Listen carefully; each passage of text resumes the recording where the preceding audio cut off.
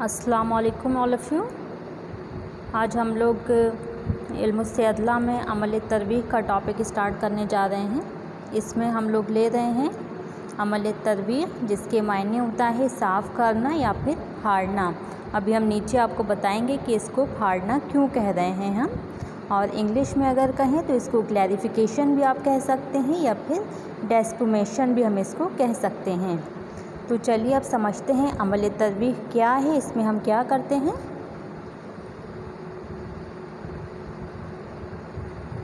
तो जो लफ्ज़ तरवीह है, इस तरवीह लफ्ज़ के जो मायने होते हैं वो इसका मतलब होता है दवा को साफ़ करना या दवा के कसीफ और लतीफ़। कसीफ कहा जाता है जो कंडेंस पार्ट होता है, और लतीफ़ जो लिक्विड पार्ट होता है, उन दोनों को अलग करना।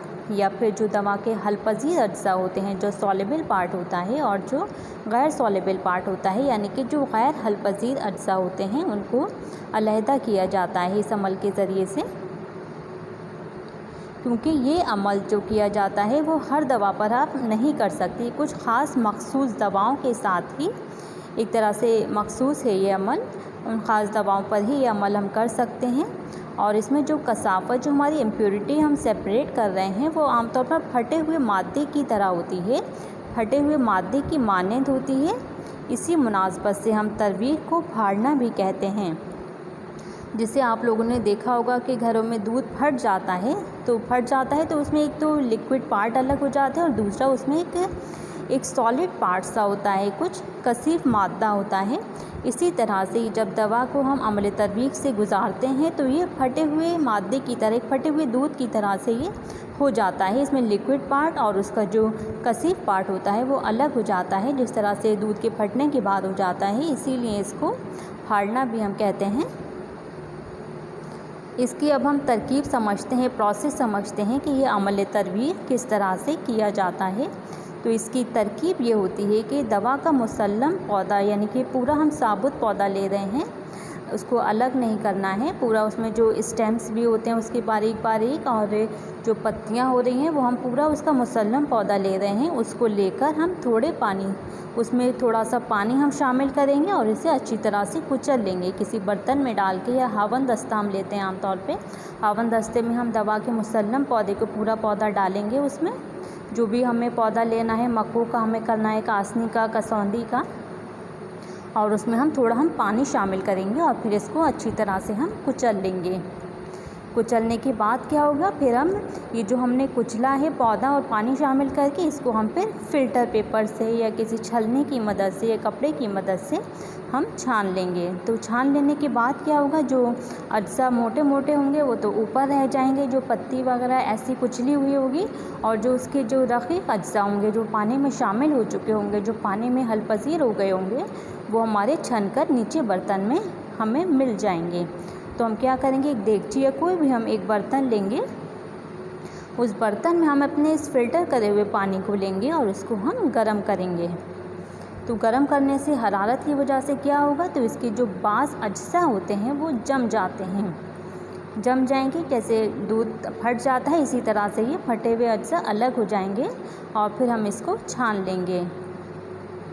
ये आपकी नॉलेज के लिए बता दूँ, जो अज्जा जम रहे हैं ये ख़ास तौर पे ये क्लोरोफिल होता है, जिसकी कोई दवाई इफ़ादियत नहीं होती है, लेकिन ये जो हम पत्तियाँ वगैरह ये सब रॉ मटेरियल वाली दवाएं हम यूज़ करते हैं, उसमें क्लोरोफिल काफ़ी मिक़दार में पाया जाता है, और इसी को कसाफ़त हम कह रहे हैं, इसी को हमें दवा से अलग करके निकालना है। तो ये जो क्लोरोफिल की प्रॉपर्टी ये होती है कि जब हम दवा को गर्म करते हैं तो जब वो 50 से 60 डिग्री के दरमियान पहुंचता है तो ये क्लॉट हो जाता है, जम जाता है।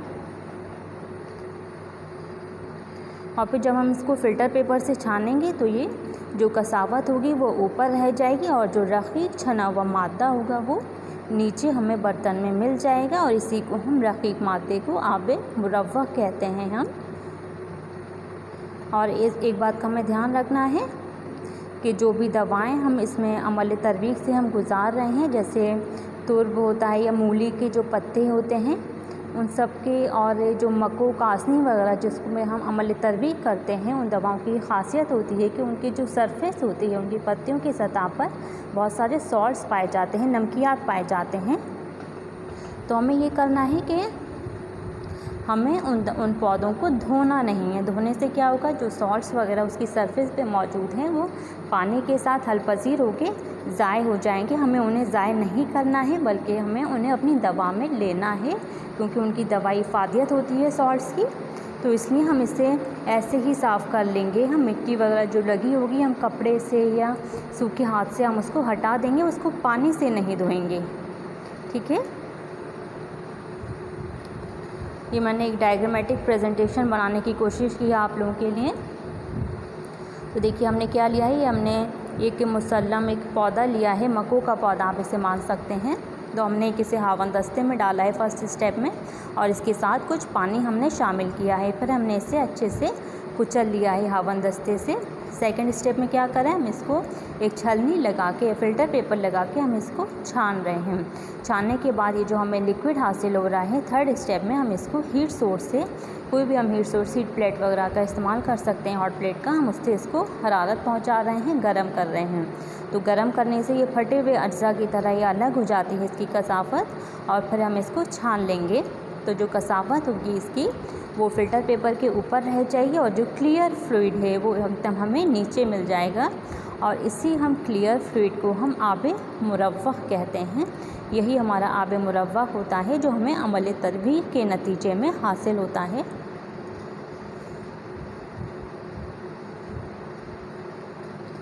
और एक टर्म भी इसके साथ आप लोगों को सुनने में मिलेगी, मुरव्वक़ैन।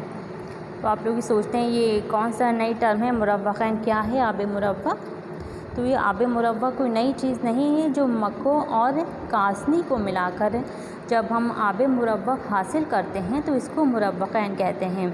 अगर हम अकेले अगर हम आब मको का हम मुरव्वह तैयार करेंगे तो उसे आब बरगे मको मुरव्वह कहेंगे। इसी तरह कासनी का कहेंगे आब बरगे कासनी मुरव्वह। लेकिन जब हम मको और कासनी दोनों का पौधा मिला देंगे और फिर दोनों से एक साथ हम ये अमले तरवीह उस पर करेंगे, और उसके नतीजे में हमें जो आब मुरव्वह हासिल होगा उसी आब मुरव्वह को हम मुरव्वक़ैन कहते हैं। आब मुरव्वक़ैन यानी आब बरगे मको मुरव्वह और आब बरगे कासनी मुरव्वह, इन दोनों के मजमूए को मुरव्वक़ैन कहा जाता है। और इनको आमतौर पर साथ में हम आब मुरव्वक़ैन बनाने की ज़रूरत इसलिए पड़ती है क्योंकि मको और कासनी दोनों ही लीवर की ख़ास दवाइयाँ हैं, और ख़ास तौर पे जो लीवर के अमराज होते हैं उनमें इन दोनों को मजमूई तौर पे यानी एक साथ देने की ज़रूरत पेश आती है।